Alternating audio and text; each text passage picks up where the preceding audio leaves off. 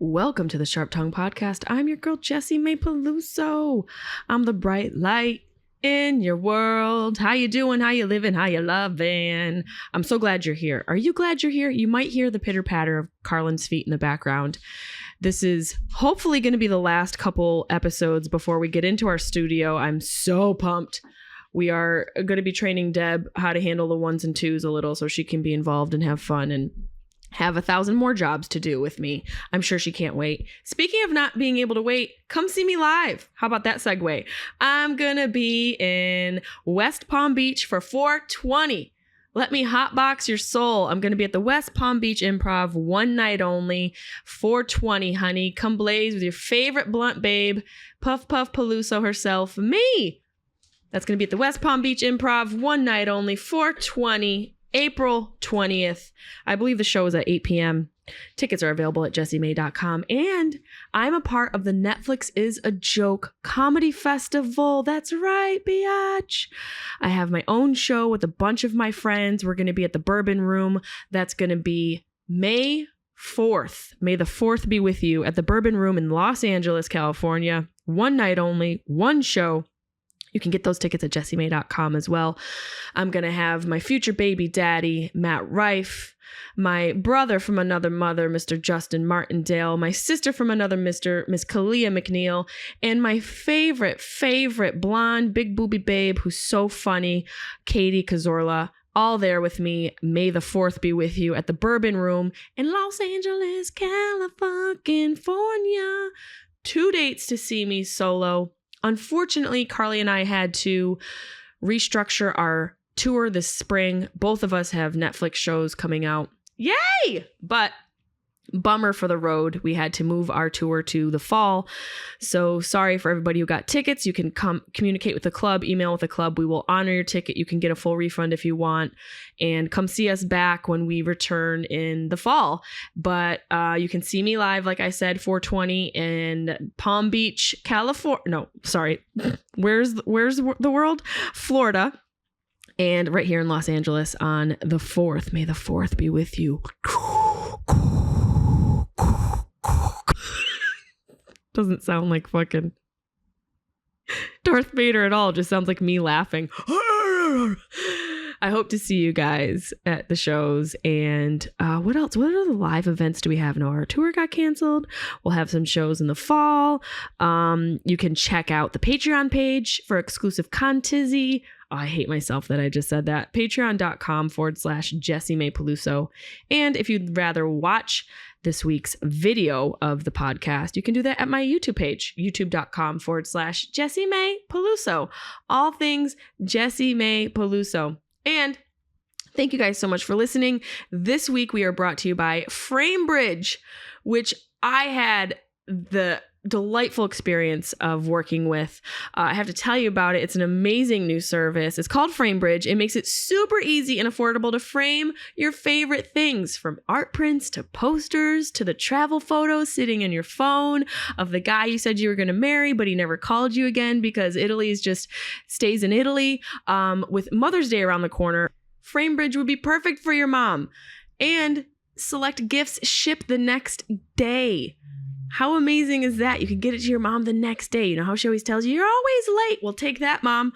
You just have to go to framebridge.com and upload your photo, or they'll send you packaging to safely mail in your physical pieces, whatever you want to do. It can be like a cute little talisman, like a little cute little scoochy thing that you found on your trip, and you want to send it back to the guy to tell him you love him, and he'll probably never talk to you again. But hey, at least you gave him a really sweet gift. You probably should make something for your mom, though, because you came out of her, and that's the least you can do for her. You can preview your item in dozens of frame styles and gallery wall layouts. You choose your favorite, or you get free recommendations from their talented designers. And I tell you, they have so many frames. I didn't know this many frames existed. The experts at FrameBridge will custom frame your item and deliver your finished piece directly to your door, ready to hang. And instead of the hundreds you'd pay at a framing store, let me tell you, I've done that myself. And it's expensive. This service I wish I had a couple years ago. Their prices start at $39 and all shipping is free. Plus, my listeners will get 15% off their order at framebridge.com when they use my code SHARP, SHARP. Order online at framebridge.com or stop by a Framebridge store to work with a designer in person if you're in New York, DC, Atlanta, Philly, Boston, or Chicago. I used it recently. I was blown away by how fast it came, by how the quality. I chose a photo, actually one of the last photos I took of my mom and dad. Now they're dead.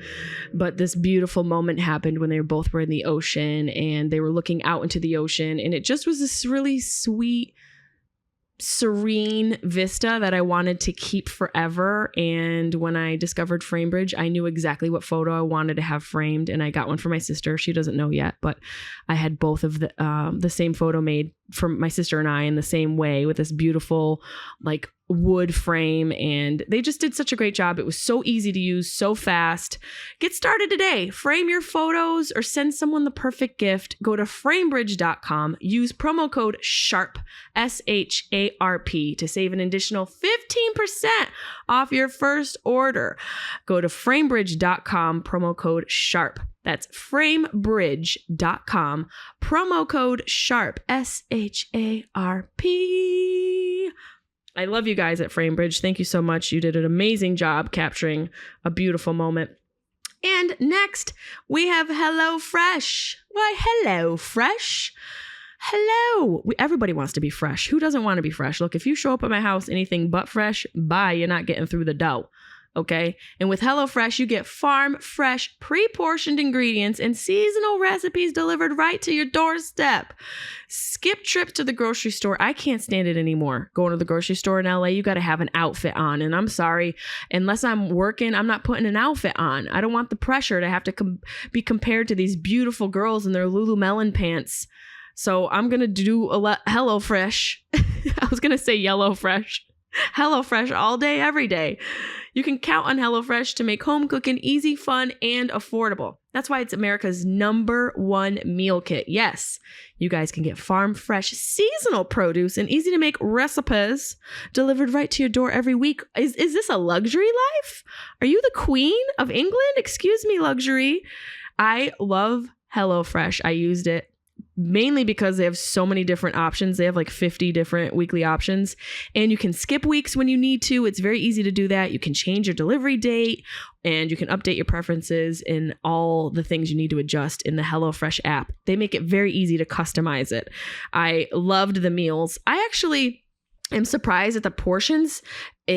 I had enough for like 3 meals, which eating alone is a little sad. But then I realized, oh, I'm a bad bitch, just a chef for myself. I don't need to have a man buy me a meal. I can have him deliver it to my doorstep and tell him to leave. It's a much better life for me. I think we all win in the end. It's healthier. I get farm to fresh food, farm to kitchen, farm fresh. Basically, there's a farm in your kitchen. That's what it feels like when you have HelloFresh. I loved it. I was surprised at how delicious all of the flavors were. And I was bragging about a chef. It actually made me want to be more social. I wanted to have people over my house so that I could show off my chefing skills. And, I'm going to have a dinner party now. And that means I have to buy a dining table. Oh, God, adulting is so expensive. But HelloFresh is not.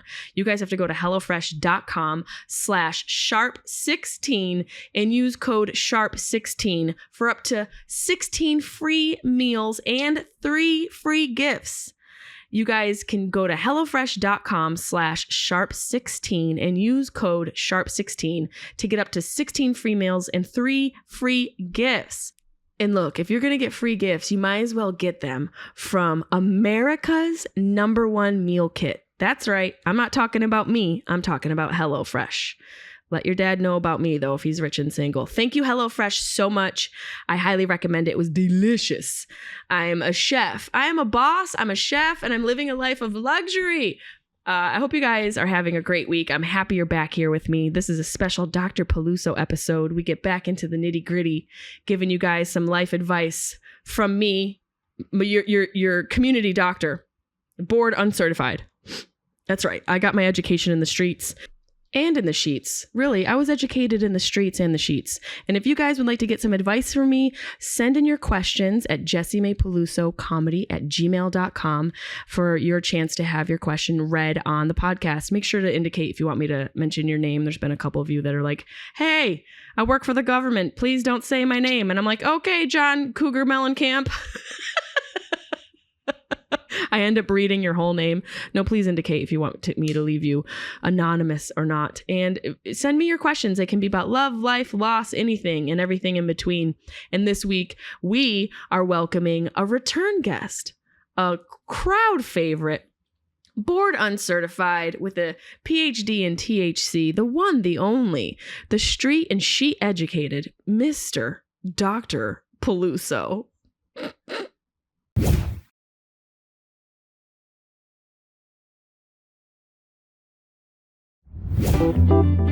Sharp Tongue Podcast. Beep, beep, beep, beep, beep. You're listening to the Sharp Tongue Podcast. I'm your host, Jessimae Peluso. It's a personal look. Well, it's not really a look because it's a podcast. I'm already fucking this up. This is kind of like a verbal comedy diary, a deep look into the crevices of my mind. It's gonna get dirty. You might cry. You probably laugh. Hopefully you'll laugh. The whole point is for you to laugh, but you also might cry. I talk about my family. I talk about farts. I talk about love, loss, comedy, how hard it is to make it in this biz. I'm a fucking professional. Each week it's something different. Sometimes I have a guest host. Sometimes it's gonna be a movie companion episode. Sometimes I just ramble about the bullshit I dealt with the week before. You never know what you're gonna get. It's raw, uncut, and funny. It's me. Hey, babies. Wow. I'm in a very luxurious jacket because, well, first where do I put my lip gloss? That's a problem. You know, we can't be on this flossing and not glossing. I don't know where the fuck I put it. It's one of those days. It's Friday. It feels like a fucking Monday. I had it in my pocket, goddammit. Where is the gloss? Hold on. The gloss is lost. I'm in this luxurious jacket because this is the type of day it is. I put the lip gloss in my equipment bag. I can't wait for Cloud 10 studio to open so we can get into a studio. God bless us, everyone. Let me pour a rosé. Let me gloss. I'm lost without the gloss. Let's be honest. Look, if I don't have a lot of time to do makeup, I'll fill in these fucking seagull brows of mine. And I'll toss some gloss. I'll toss on some gloss. A little mascara too. Let's be serious. I don't want to brag, but a bitch went to Marshall's. Obviously. I went to Marshall's, and there's something you should never do on shrooms, and that's shop. And edibles, for that matter. Because I love to do two things when I'm on edibles and shrooms. I like to shop, and I like to eat. I like to shop and eat. And sheet. That's what I like to do. I like to sheet. And I went to Marshall's. I don't remember if it was an edible or a shroom. It might have been a shreddable where I did a little twofer special, but came home with a pair of these babies. And I'm going to have a little Friday rosé. What are we drinking right here? Démon. We're drinking a little Démon. Couteau Versoix and Professor. This is made with organic grapes. Who knows? Is anyone checking? Probably fucking not. I bet you they can charge an extra $5. It's organic. What part of it is organic? I want to know. Is the guy who picks the grapes, did he wash his hands? Because if he didn't, fuck your organic. If he went to the shitty... I'm in a mood. I'm in a mood. If he went and took a shit at the outhouse and then went and picked the grapes, I hate to break it. It's not organic anymore. This glass is for Dr. Daniel Amen. A bitch needs a rosé every now and then, you know? I do enough in my life to keep me as healthy as possible. I'm gonna have a fucking Friday rosé in my jacket. Back to my jacket. So what I was doing was going through all of my stuff and purging. Does anyone do this? Where you're like, oh, I'm gonna get rid of everything. And you only get rid of everything because you've been buying so much. I can't tell you how many times in my life I've gotten rid of 15 garbage bags of clothes. I can't tell you how many times in my life I go, how have I had all these clothes? Where were all these clothes before? And why am I I have been a Macy's department store my entire life. So cheers. I need a sip. From my lips to God's ears, it's delicious. It could be sewer water with a hint of rosé at this point, and I would enjoy it. That's actually delightful. I got this jacket. I'm torn about this jacket. So I did donate yesterday about 7 bags of stuff. And I even did the thing, which I've never done before. This is a real sign of a fucking adult, where I itemized everything that I donated and wrote it down on a piece of paper and did the math to get a receipt. That's where I'm at in my life. Like, okay, I'm gonna be responsible. But this one didn't make it in. And you're probably like, bitch, toss that rejected Sesame Street creature into a bag and send it on its death. Send it on its death. You might be saying that. But alas, as Marie Kondo says, if it does not bring you joy, fold it and shove it up your pussy. It's not, she doesn't say that and she's not Russian, but she does say if the clothing doesn't bring you joy, that you should get rid of it. And I was torn about this one because I got this with my mom. I'm 99.9% sure that I got this with my mother. And I remember specifically going shopping with her. And, ever since I've done stand-up, when we'd go shopping and I'd pick something up, like, is this cute? She would be like, show jacket or like show shirt. Like it'd be something I could wear on stage. And she said that about this. So now I feel like I can't get rid of it. Even though it wholeheartedly looks like I'm the hooker Muppet, I still feel like I could rock this shit on stage just for Nance. A little no pants Nance jacket. So I'm fucking keeping it. How's everybody doing? It is a Friday. You're going to be listening to this on a different day. Shocker. We stack our episodes. But this is a Dr. Peluso episode, so you're in luck. I have been running amok in a good way, busy keeping track of everything, the Deuce Pod and Girl Pod and our now shifted tour, which we have had to start to sort of, we had to take it apart. We had to deconstruct our tour and we're reconstructing it in the end of the year. So basically we had to cancel the spring tour for the most part. We still will be in Atlanta. We still will be in Nashville. That's April 8th and 9th. April 9th in Atlanta. April 10th in Nashville. Debbie is constantly shaking her head at me. We're keeping those 2 dates. Those are the only ones we could hang on to because Carly and I have previous commitments with Netflix individually. We're not doing the same project, unfortunately. I really wish we were. And at some point, I do feel a project with her and I, besides the podcast, which is so fun, but something, a little bit more, a bigger scheme, a bigger idea will be in the future for us. So our tour will be reconstructed in the fall and some of the winter. What else is happening? I've been working on my special and doing shows and all of that. So we haven't been able to put Dr. Peluso on Instagram as much as I like to, and Weeds Day as well. But you guys are amazing and sticking with me and knowing that there's always going to be something on the horizon to look forward to. So I always keep your questions. So Dr. Peluso, if I can't get to them on the Instagram story, I save them. We save them for the pod. And so let's get into some questions for the people. Dr. Peluso, at your service. Okay, what do we have here? Anvil 310, how are you feeling? What's your favorite strain of weed? Hybrid, indica, or sativa? So many questions. You got like 3 questions in there. It was a really smart way to ask 3 questions. How am I feeling? Today, I feel great. I feel very present. I feel jaded about the dating world, but that's okay because I think I'm too busy to date anyways. And unless Brad Pitt and I cross paths, I don't see it happening or working out for any of you. I'm at the point in my life where I really don't give a fuck and I'm holding out for rats, rich and thick singles, or Brad Pitt. Brad Pitt can slide in. And let's be real, I'm getting Brad Pitt as the female art teacher that he looks like. Still sexy. Still very fuckable. But he's no longer a river runs through it. He's no longer Fight Club Brad. I think I could get him.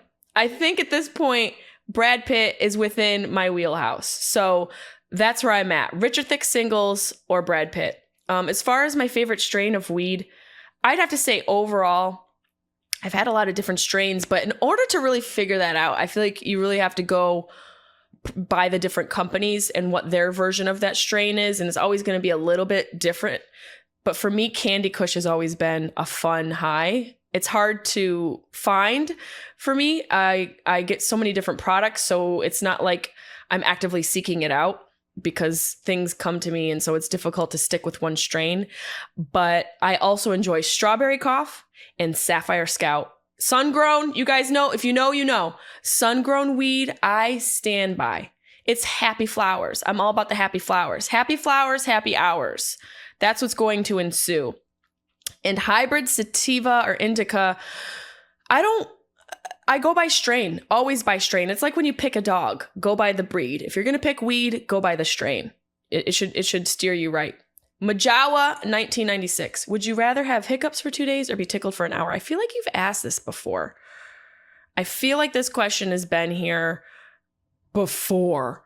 And I don't know if yeah, these are new questions. I was worried. I'm like, am I reading old questions? No, these are new questions. So you really are interested in a little devious behavior, and hiccups for 2 days sounds brutal. I will take the hour of tickle, but why am I being tickled for an hour? Who has that type of stamina?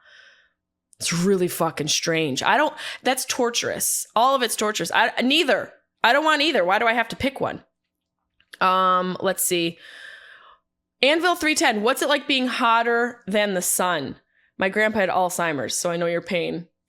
What, bro?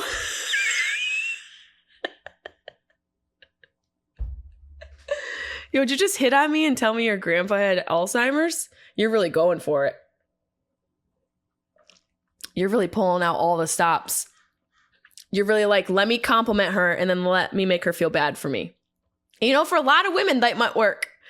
That might work for a lot of women, but not me, not Jessimae. No, I see through your bullshit, sir. I see it clearly because I served it a couple times myself, and I say to that, hell no. Okay, what's it like being hotter than the sun? Ask your dad.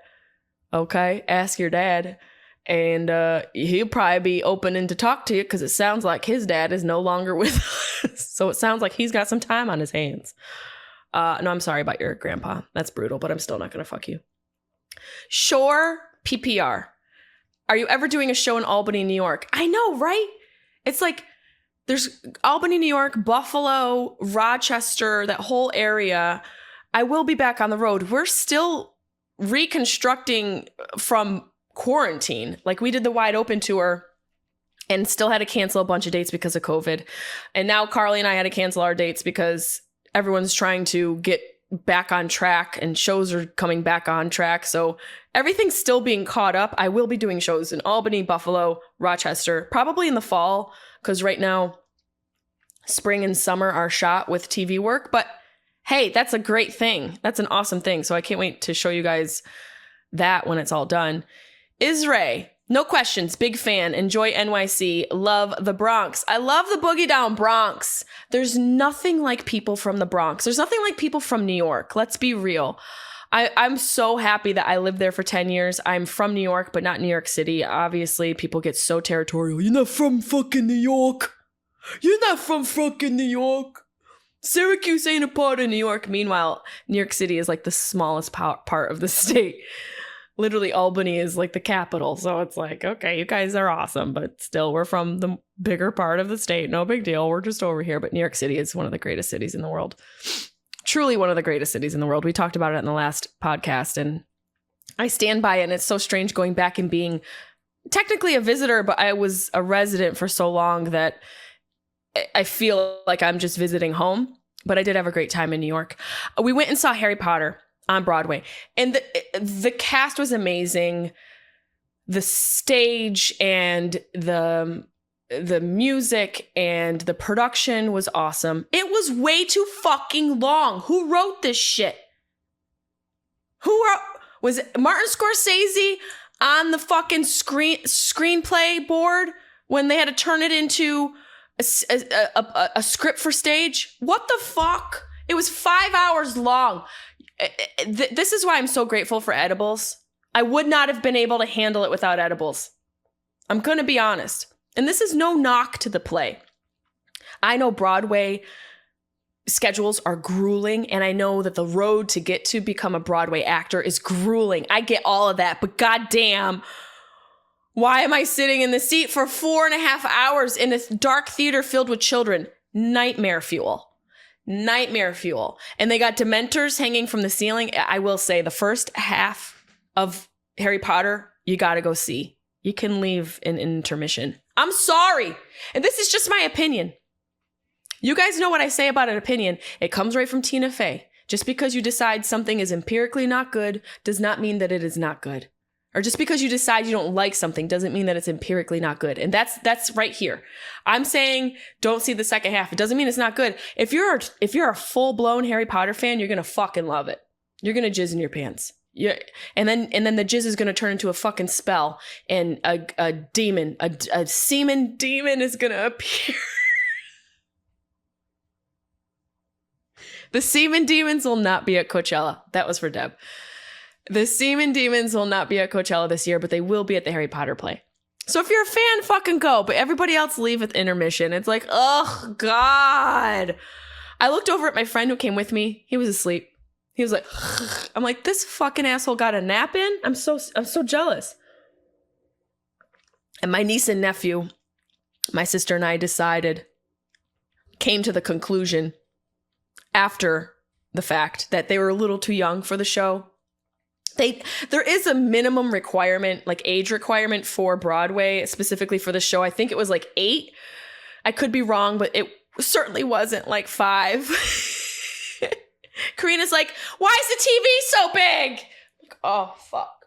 Oh, God. The Broadway people are going to hate us. The Broadway people, all of them, are going to do something. We are going to be murdered. We're going to be brought into a basement where they keep annoying people. I know what's going to happen. Karina was kicking the chair. Elliot actually was pretty good for the first part. But, I mean, that's why that you can't bring young kids. And I'm saying you can't bring young kids. Meanwhile, I'm like, oh... I'm sitting in my seat like, how long is this fucking play? Don't bring impatient grown Italian women and young children to Broadway. That's what I've learned. Jenna Rocco. Hey, paisan. Que cazzo fai, huh? My farts are so loud and smelly, I want to enter them in a Fart Fridays, but I always forget. Girl, you need some ginkgo biloba in your life. Ginkgo biloba. Ginkgo biloba. You need to go blow boba. You need to go blow boba. You know that guy Boba? And it'll help you remember. Enter your farts in. Who cares? Farts are funny. I think farts are funny. Does it mean I'm any less classy? No. Rude. Oh, you think the queen doesn't fart? Can you imagine? Oh my God. Can you imagine being at Buckingham Palace near the queen and it's a royal wedding, right? It's the royalist wedding. There's a royal guy here getting married. There's a royal guy there getting married. They got the little dogs that look like they're even racist and they're running around the yard. And it's all just this real parliamenty vibe. And then you're standing next to the queen and you just hear, bitch, did you just shit your Gucci suit? What did you just do? You know the queen farts, so I don't want to hear it's not classy. Oh, you talk about it too much. Yeah, well, I bet you the queen laughs. I bet you she goes to bed and laughs at, oh, I can't believe I farted at the royal wedding. I can't believe nobody. That's probably like a poor English accent. Hers is probably much smoother. I'm basically like an extra from The Holiday.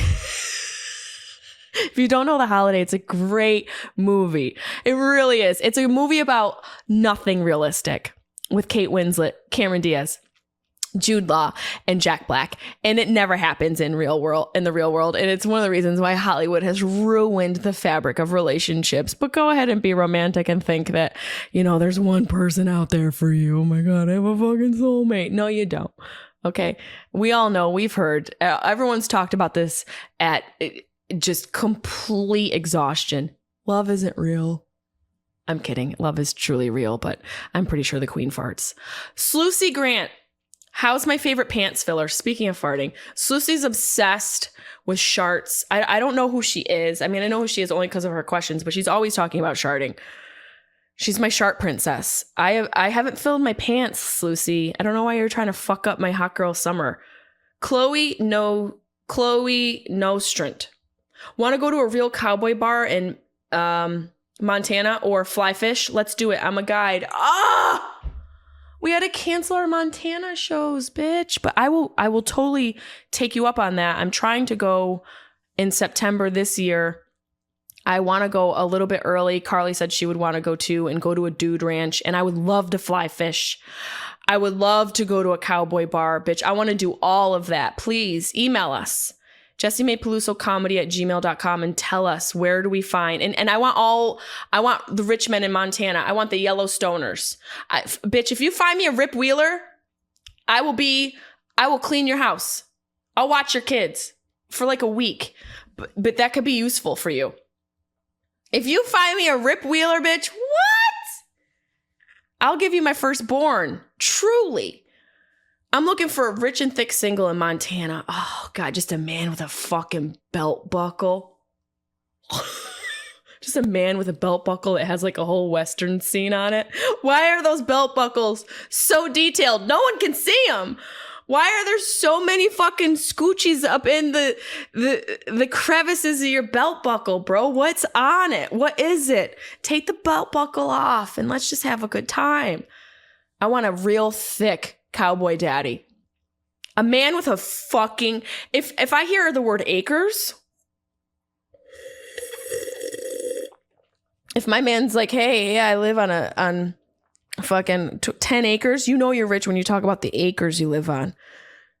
There's two types of dudes. One dude that goes, yeah, I live on this block. The other dude that goes, yeah, I live on these acres. And I'm like, hi, yes.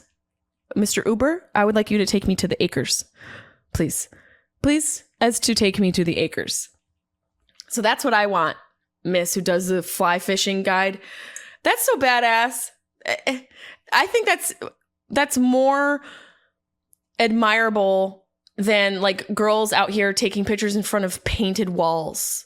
There's girls who literally are making a living off of posing in front of fucking angel wings in Los Angeles. If I see one more bitch post a picture of her in front of a painted wall with wings and go, it's God's world, I want you to choke on your avocado smoothie, Bethany. I want you to trip and fall down an open sewer hole.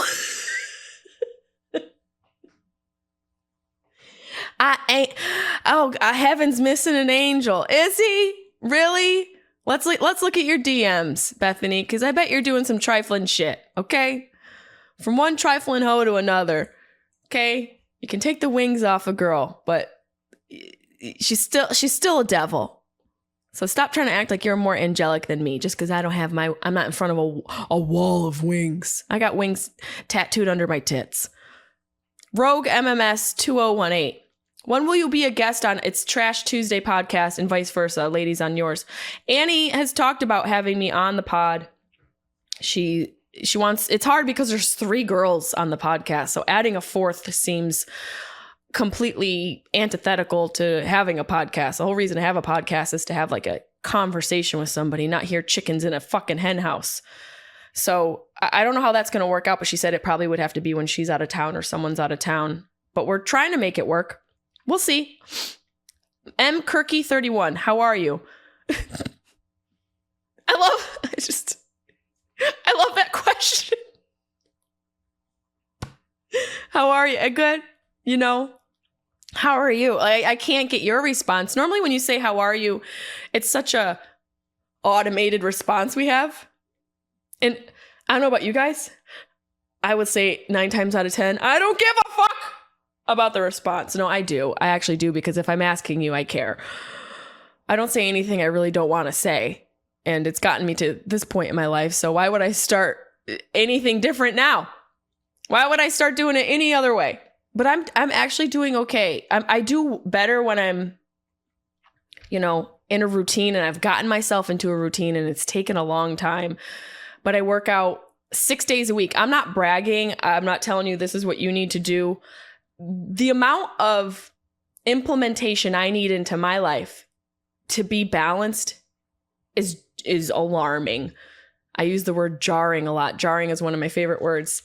I do a lot every day to keep myself at some sort of homeostatic place, some sort of baseline. And that's just to begin at a place. Like it takes a lot to build a habit. So now I'm at the point where I do the gym 6 days a week. I've done that for about 3 months now. And I'm not going hard. I'm not in there like a lot of the people are. It's just a mind. It's a way to keep my busy mind occupied and to, sweat it out a little bit and see if there's anybody rich there and check out the cars that are leaving the parking lot. That's all that it is. And, once I do that, I do working out and I can get some meditation in, learn a little Italian on my Duolingo app. They should totally sponsor the podcast, by the way, because let me tell you, it's going to take me 45 years and I won't be fluent, but I'll still be using the app. I'll be using the app longer than anybody. And I'll be like, Casa dia agua pantalone. I think I just said the house of the day has a cat in your pants, which, could mean something somewhere. But the point is I'm great. J Butterfield 20 is the Gem Diner, the GOAT of diners. Wow. What a deep cut. For those of you who don't know, the Gem Diner, respectively known as Little Gem Diner in Syracuse, New York, is one of the finest, greasiest spoon establishments in this country. That's where you go to get fries that are fried in the same oil that every fucking thing else on the menu is made in.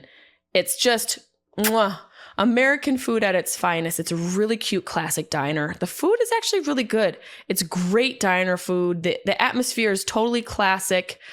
It used to be open much later. Like we'd go out drinking and then end up at the Little Gem Diner at 1 a.m.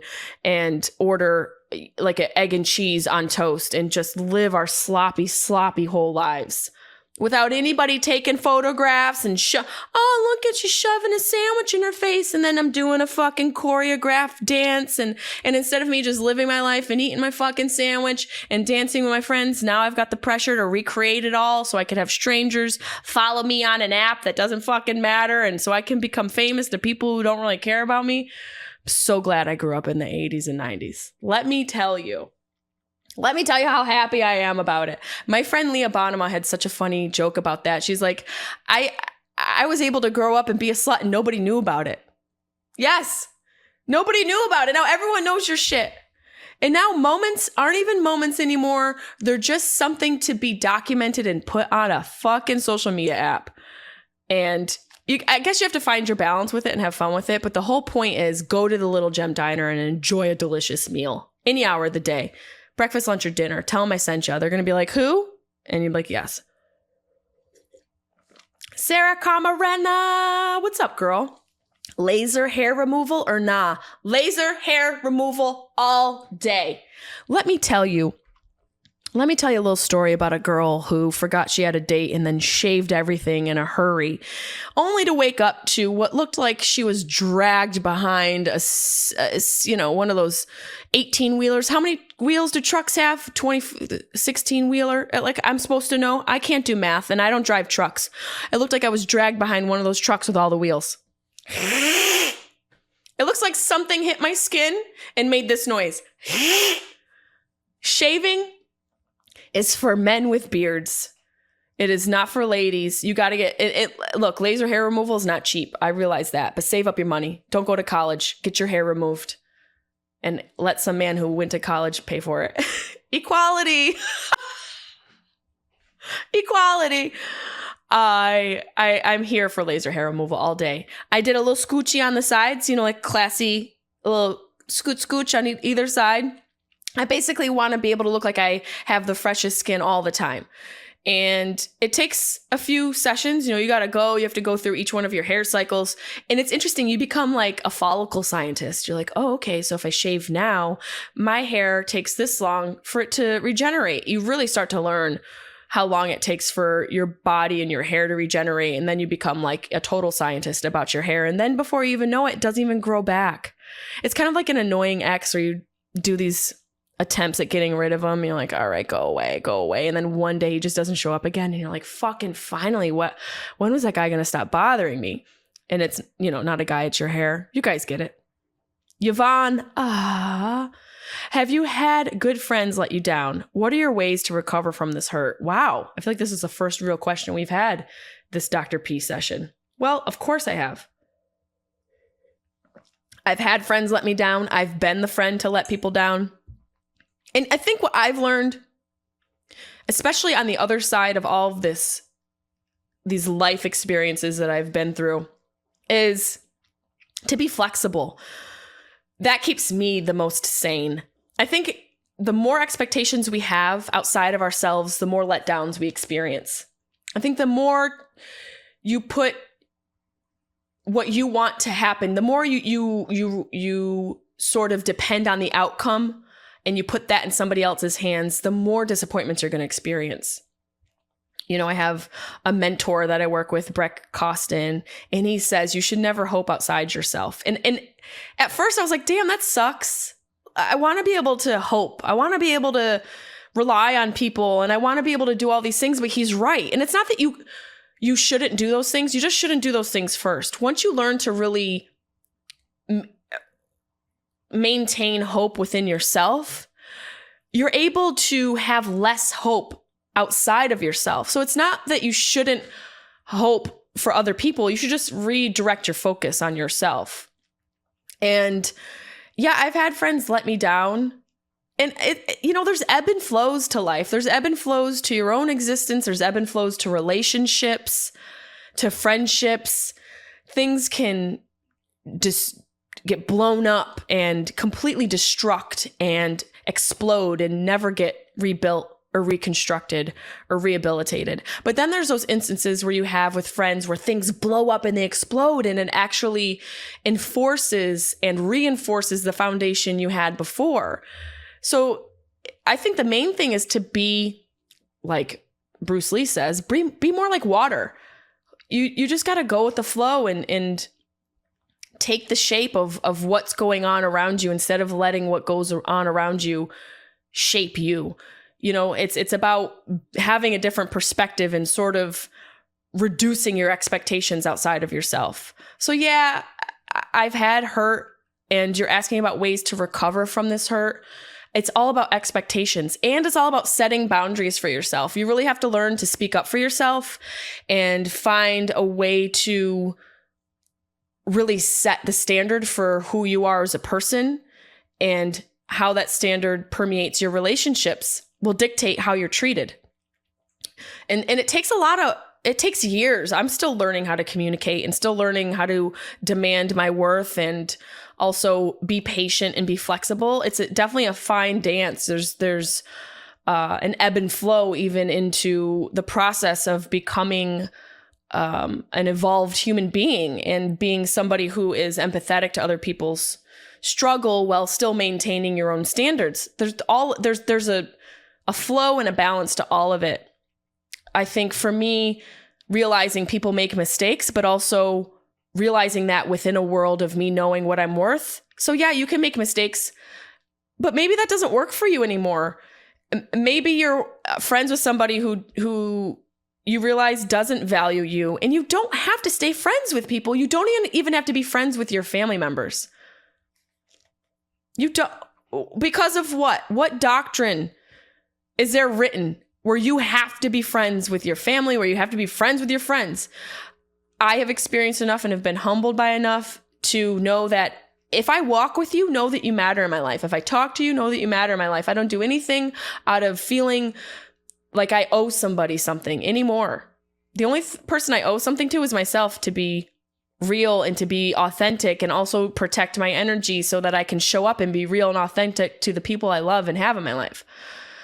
So I guess the way to recover from the hurt of friends letting you down starts with you. You have to set the standard. You have to speak up and let people know when they've done something that doesn't feel right to you. And also let yourself know when you're overextending, and finding a balance and finding a way to draw some boundaries. Boundaries will be your best friend when it comes to having friends. Most people don't like to do that. Most people want to romanticize everything, and you can be romantical about it all, but you will have such a better experience with your friends and yourself if you set boundaries and you learn how to communicate in a way that shows mutual respect. Like, hey, you good? You good with everything? Let me know, checking in.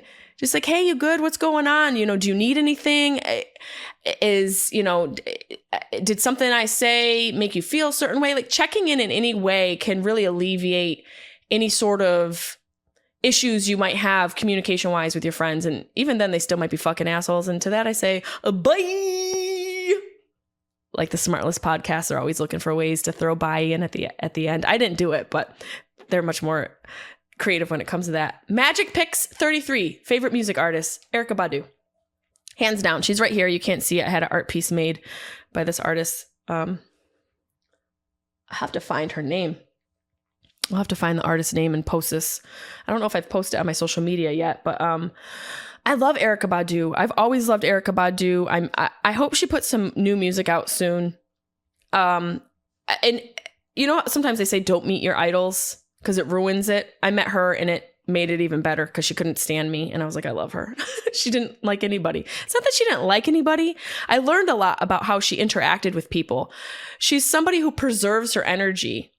She's someone when she walks into a room, she doesn't allow the energy of the room dictate how she outputs. She just outputs and the room kind of molds around to that. And it's not even like a domineering or like nefarious energy. It's just a very cool, authentic flow and vibe that she has. Like when I think of her, she's somebody who is comfortable in her own skin.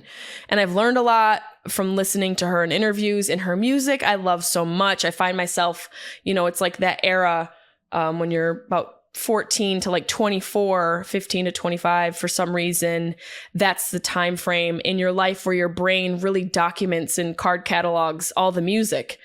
You retain a lot of music. You'll probably find yourself singing lyrics to songs when you listen to like throwback jams of songs from, that time frame in your life, because that's when your brain really compartmentalizes and memorizes that stuff. And I will find myself singing Erykah Badu music all the time.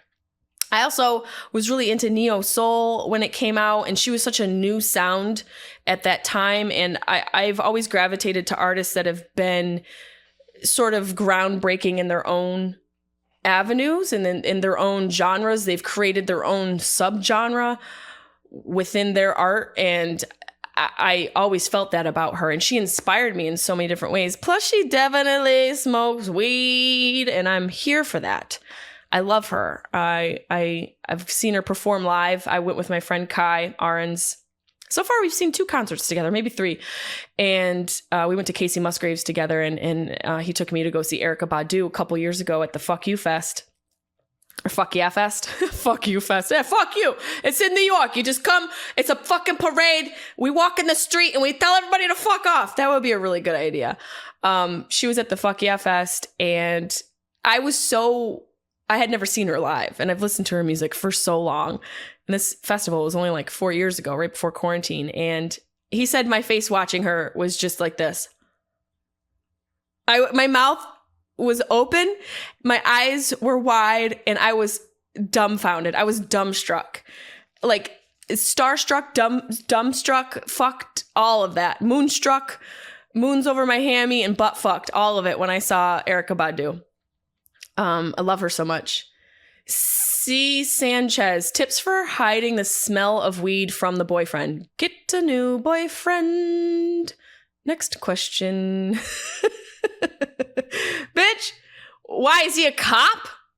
The fuck? What about the smells that come out of your boyfriend? Ew. What is that smell? Did something die? Did you walk home in the middle of a highway and somehow hooked one of those roadkill creatures and your body absorbed it? What the fuck is that smell? Weed should be a potpourri compared to what your boyfriend smells like. They're nuts?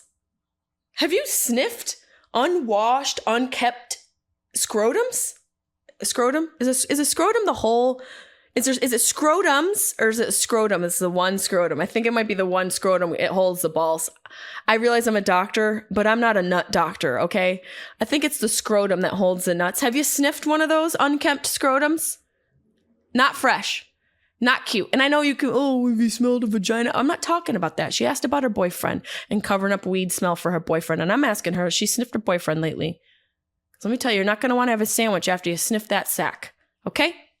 So why don't you tell him to scoochie up himself before he starts getting all mad about, the candy kush you've got. Tell him to wash his tush before he complains about your candy tush. Kush, bush. Push in the bush. You know what I'm trying to say. What I'm trying to say is your boyfriend smells terrible. And the weed is basically poopery covering up his funk. I would blow it right in his face. Why? I'm intrigued as to why he wants you to cover it. Oh, the house smells like weed. Yeah, well, you're welcome, because before it smelled like your nuts. Let's see. I don't know why that made me so angry. Why did I get so violently angry at that question? I wasn't really violently angry, but it's just, you want some tips. Okay, tips for hiding the weed smell from your boyfriend. I'll give you serious tips. 1, maybe smoke outside. I'm still dumbfounded as to why you'd need to tiptoe around the house unless you living with him and he pays the bills and maybe lives in a place where it's not legal. But then, I'd rather live in a tent. I'd rather hotbox a tent. If I'm living in a place where I can't smoke weed, I'm going to go pitch a tent. I'm going to go hang out in my neighbor's backyard with their kids and have sleepovers. And I'm going to be in my own tent. I'm not going to hotbox their tent because they're children, but they will understand why I need to sleep in a tent and I won't seem weird. Well, then I'll probably be weird because I'm a grown adult in the backyard sleeping in a tent with a bunch of children, totally platonically. But you know how the public likes to blow everything out of proportion. Next thing you know, I'm the stoner Michael Jackson. I'm out here touching kids. I'm not even touching kids. We're just having a good time. That sounds even worse. But if you need to hide the smell, go smoke outside. And that's your only option, really. Because the weed, it's all dank. At the end of the day, there's no hiding weed smoke. Smoke in general, you can't really hide it. I mean, there are those little hotel tubs that you can blow into. Not like a bathtub, but like the little containers that they make. Oh, what was that thing called, Deb? It was like a monkey, the dump monk, smoke buddy. Deb's going to look it up. Smoke buddy.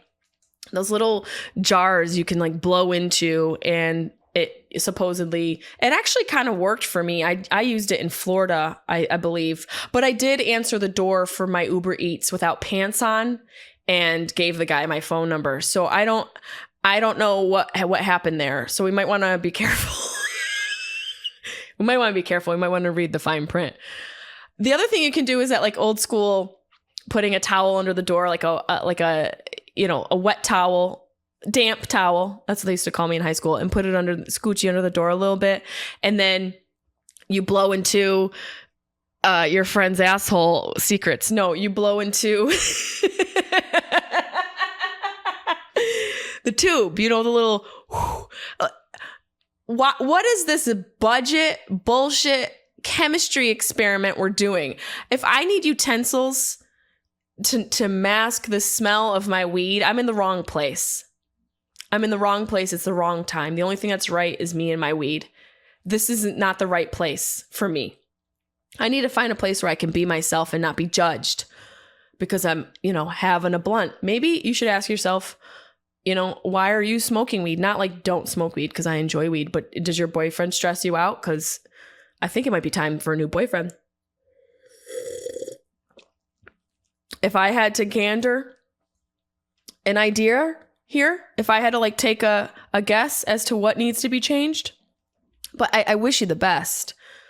I would love a follow-up question if you could. Email us, jessimaepelusocomedy@gmail.com, and let us know what's really going on. And if you guys want any real advice, if you want to be anonymous with this, you can email us, jessimaepelusocomedy@gmail.com. We'll answer your questions. We'll give you advice for these Dr. Peluso episodes. There's been a couple times when people have asked to keep their names out, and I have forgotten, but I will remember from now on. I think I do have a couple phone calls. You guys know I don't really screen these as well as I should. And oh God, Bill Bong sent me photos, Deb. Oh my God. Guys, Bill Bong is back. And if you are a fan of the podcast, you know Bill Bong is basically the Sasquatch of this podcast world. Where is Bill Bong? Is he real? Where is he right now? What is he doing? Well, this is what he's doing right now. I think he's about to go swindle some motherfuckers. Look at Bill Bong looking like a whole snack. What's he doing? What? Girl, you in danger. Why you look like a ghost? You look like a ghost. Look, he's got duck lips. Bill Bong is killing me. Oh boy. I mean, I don't know, guys. I don't know what we're going to do.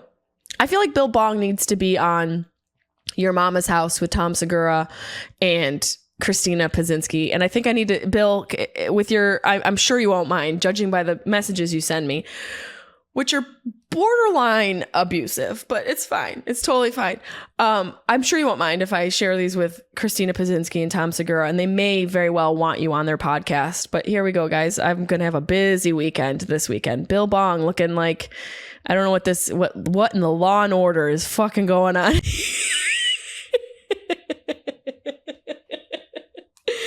Bill Bong, one of my fans. If it tells you anything about how my career is going. Let's do a couple, maybe one. Let's see what we got going on. These are always, we never know.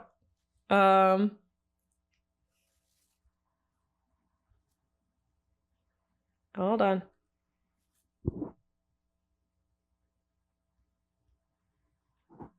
Hi, my name is Alyssa Ryder. I wasn't too sure how to go about doing this, but I sent you a DM on Instagram under my handle, Ali Boo Spams.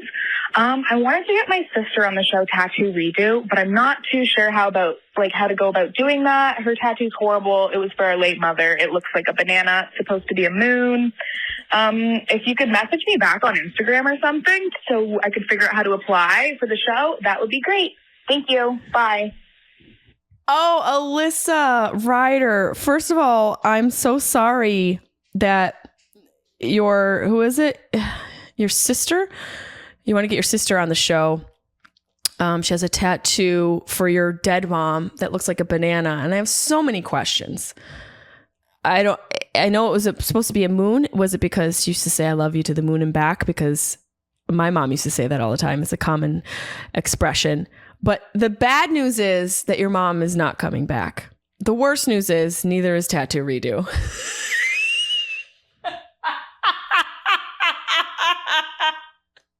And I can say that because my mom is dead too. You know, it only comes from a place of love and wanting you to heal.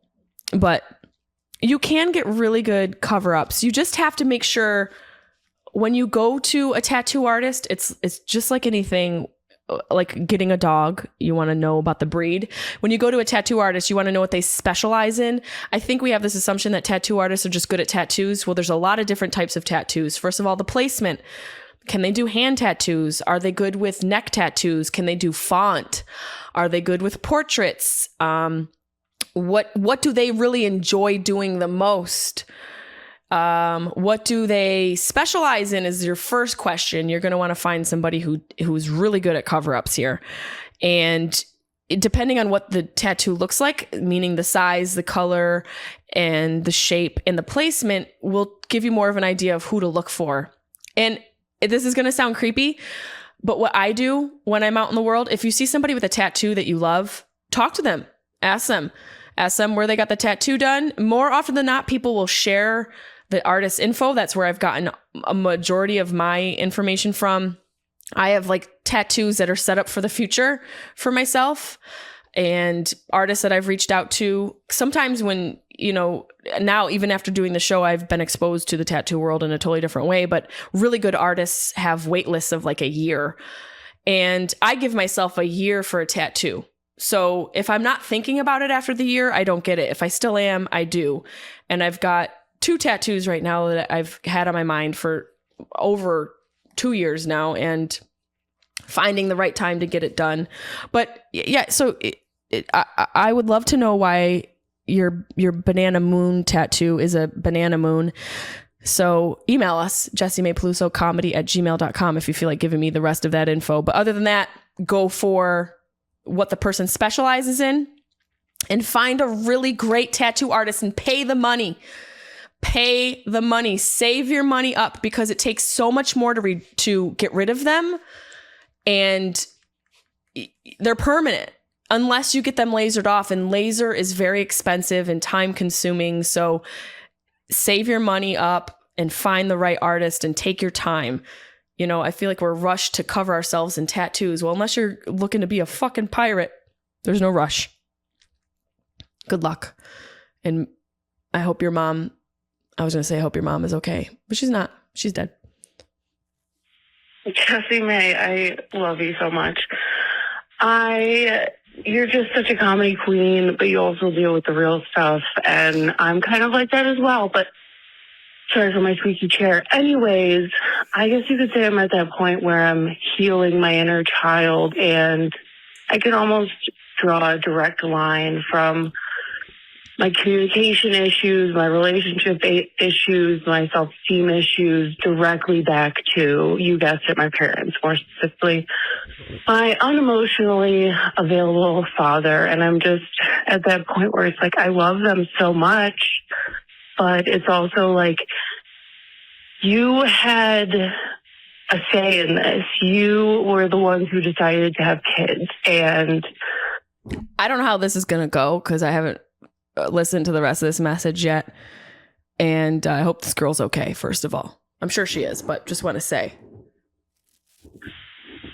So often the, medical industry is, instead of asking why you have anxiety, why you have depression, why you're always in your head, they're just throwing pills at you. And I'm trying to unlearn all this stuff. And it all starts in childhood. And like I said, I love my dad, but God damn it, so many of my issues could be solved if I had a good relationship with him, and if he was emotionally available there for me, and he wasn't. And God, just looking back on not speaking up for myself, going after people simply because they showed interest in me, and instead of asking myself, do I like this person? I was always operating under, how do I get this person to like me more? Anyways, I hope that made sense. Probably didn't. I love you. And I listen to your podcast all the time. Keep it up. I love you. Bye. Oh, first of all, thank you so much for being so fucking vulnerable. I don't know if you left your name in this, and that's fine. I hear a lot going on there, and I can totally relate. Look, my parents loved me. Both of my parents loved me so much. And without that love, I would be a hooker. Without that love, I would be a drug addict. And without that love, I'd be on a different type of stage. And there's one thing that I'm kind of hearing, and I'm I do tough love. I'm kind of hearing a little victimization, which is totally understandable, because it sounds like you came from a really hard upbringing. It sounds like you have some breakdown between you and your parents. And I want you to know, what I've learned is, what happened to me is not me. And that's the first thing that I think towards a step of in healing, is realizing that while something happened to you, it is not the sum of you. It's only a part of you. And it will remain a part of you for the rest of your life, whether that be neglectful parents, abusive parents, sexual assault, grief, a terrible divorce, whatever event you go through, it stays with you. And any body, person, group, or medical industry, or medical device or pharmaceutical company that tells you differently is lying. You can't will and drug and pray things out of you. We're not meant to get rid of everything. It stays a part of us, but what you have to learn to do is to let go of its grip on you. You know, I talk about Breck Costin, my mentor, and he also says things either have you or they have, or they have, you have that. You either have something or it has you. And in this instance, when I say victimization, it sounds like your past still has you. And know that there's a pathway away from that. There's a difficult pathway, but there is a way to take control of that and change that story. And it all starts with changing your narrative, changing what you're telling yourself. You know, you said you love your dad, but God damn it. And that's a whole mouthful. I wonder what went on there. And you talk about him being emotionally, if you wonder if what would have happened if he was emotionally available. My father was not a very emotionally available man either. He, like many in that generation, had to take on the burden of men before him who were even more so emotionally unavailable, borderline abusive and abusive.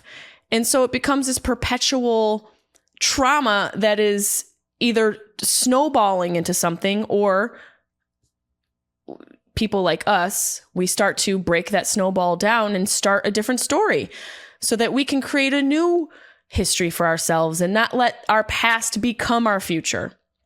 And I think that's first and foremost for you to know, no matter what your father's shortcomings were or what your relationships with your parents were or like now, they don't have to define you. I know it's a lot easier said than done, but it all comes down to what your narrative is and what you want and what you're willing to do to get what you want. And you have to change the narrative in your mind that you are your parents' child. You're an adult now. You're a fucking adult and you've got your life to live. You know what my mom used to say to me? It's something that would be on a fucking magnet, but it's real and it works. You got to put your big girl panties on and deal with it. That's what my mom used to say to me when I would be upset about stuff. And that's probably one of the reasons why I am the way I am. She would tough love me. And I'm sure it fucking hurt her to do that. I'm sure there were times when she wanted to just swoop me up in her arms and let me cry. And she did do that, but she also is very tough.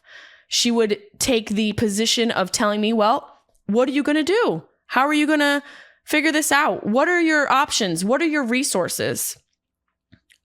And you say, I was always operating under, how do I get this person to like me more? That's a very common narrative for somebody who was neglected by their parents, for somebody who grew up in a chaotic household, for somebody who grew up in a household where the love was contingent, which is not a normal process for a child to go through. A child should be experiencing completely unconditional love, should be getting the shelter, the food, the calm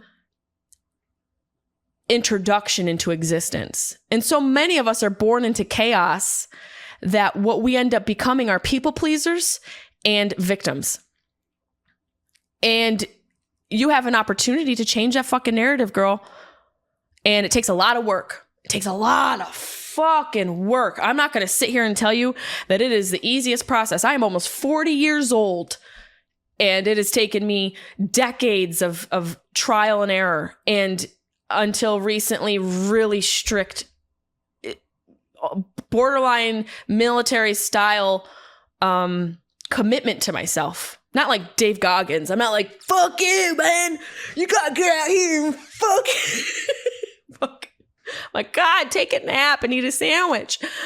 I do believe in a balanced life, but I do know what it has taken for me to get to a place where I am able to change my narrative. And, you know, we've talked about it in this episode and I've talked about it on the podcast. It's all about ebbs and flows and you have to be kind to yourself. You have to be kind with yourself with a sense of discipline. And there's this quote I have on my wall by Miriam Hassana. It says, relax into your true nature. Get to know how you limit yourself and how you shut down.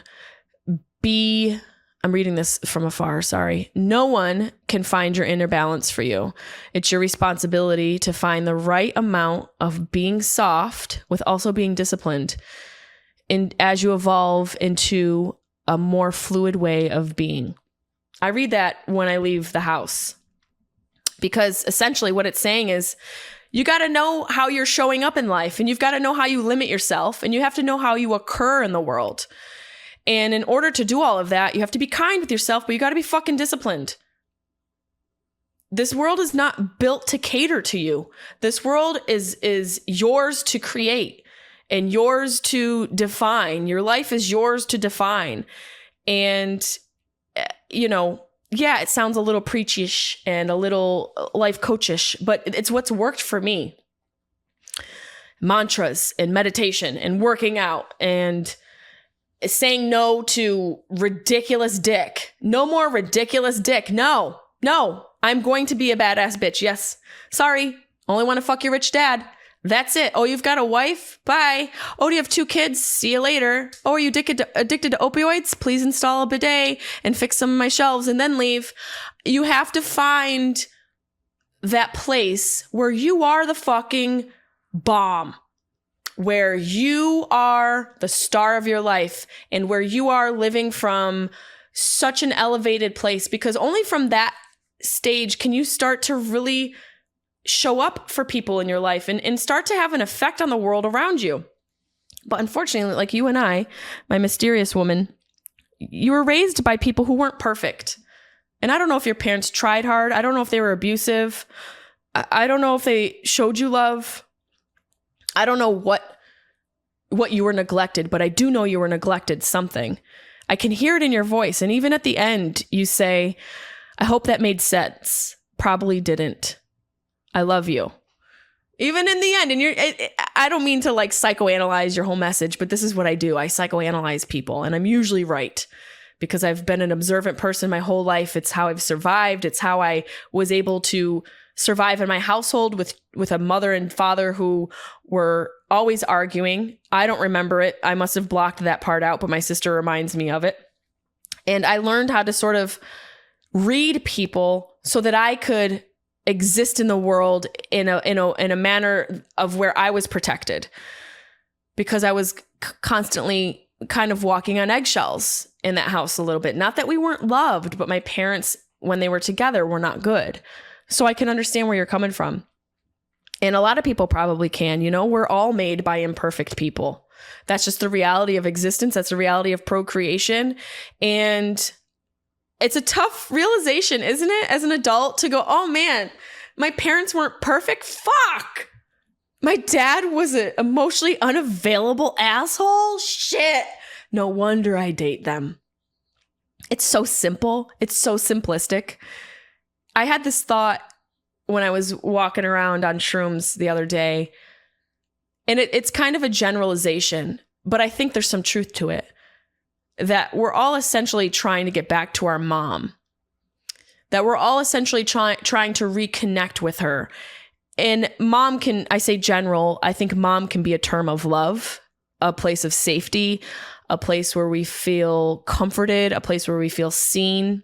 And even if that person, our mom, wasn't somebody who gave us all those things, we still want her. Because it's so ingrained into who we are as a human being to need that love. And that's why it's so important when you are thinking about having a child to ask yourself, do I want to be a mom or do I want to have a kid? These are 2 different things.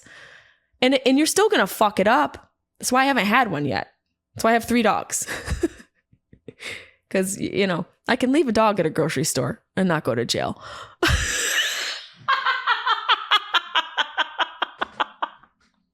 Not that I would never leave my dog at a grocery store, but a kid, how many do I have? How busy am I? How many jobs do I have? Parents fuck up. And I think knowing that we are all from fuck ups helps us at least have a little bit more humility in our own healing. And so first you just have to go, I come from fuck ups. And that's okay. They weren't perfect and neither am I. But knowing where your source of pain is, it usually is parental. It usually comes down to a lack of something, a neglect of something. But here's the good news. what you lacked in your childhood, you can make up for in your adulthood with self-care and self-love. I am a prime example of that. I have experienced many different types of abuse and neglect in my life, and I'm not a victim. I don't expect any special treatment.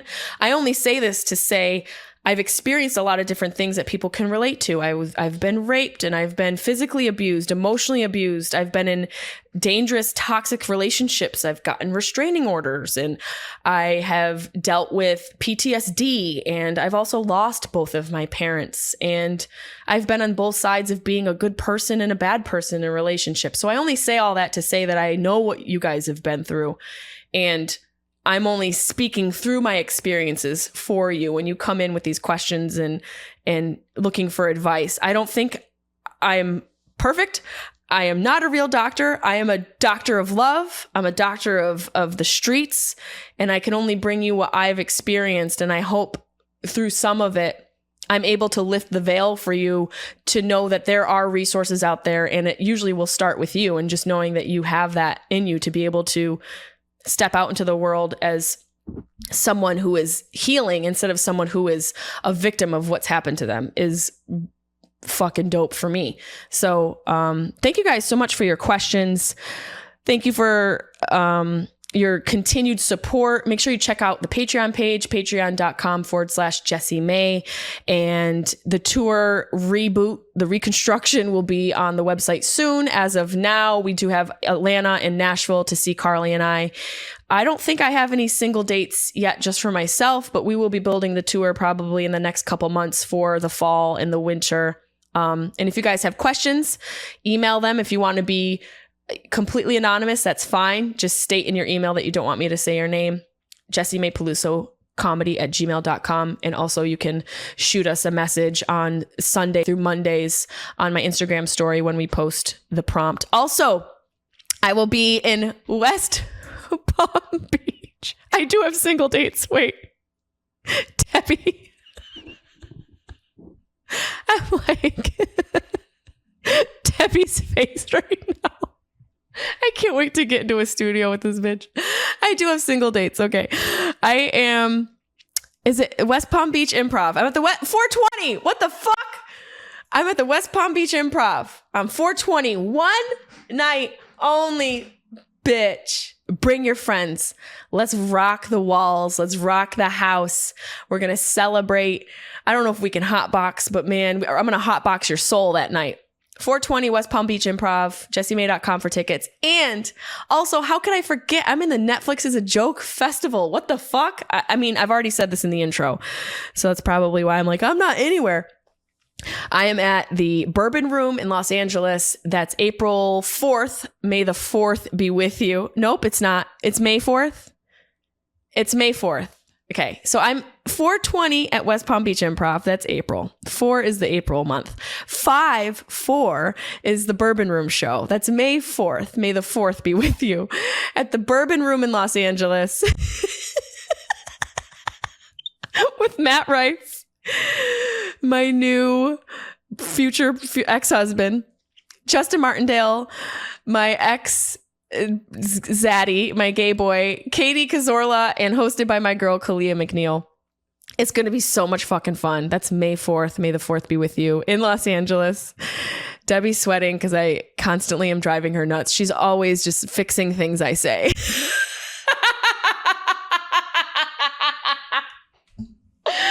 May 4th, Bourbon Room, jessimae.com for tickets. 420. That's the month of April. Celebrating 420 at the West Palm Beach Improv. You guys have been fucking awesome. Thank you so much. Keep fighting for yourself. It's a short life and it's yours to live. One love. Bye, bitch.